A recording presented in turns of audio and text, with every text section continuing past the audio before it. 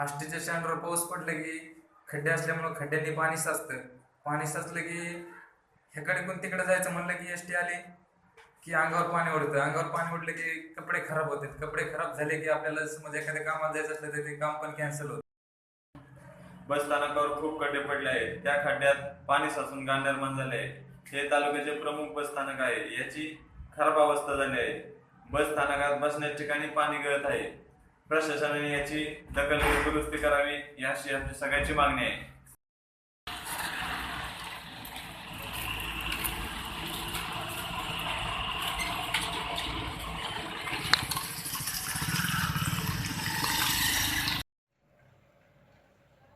News वनच्या बातमीपत्राचे प्रायोजक Venkatesh agencies Kaij, main road Kaij, जिल्हा बीड.